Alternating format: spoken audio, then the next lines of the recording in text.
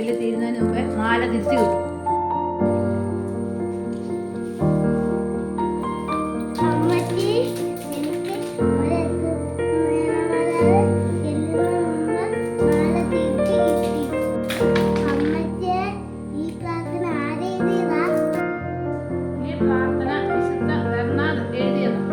വിശുദ്ധ ബെർണാദ് വേദപരംഗതനാണ്, മാർപ്പാപ്പായുടെ ഉപദേഷ്ടാവാണ്, വലിയ മരിയഭക്തനാണ്.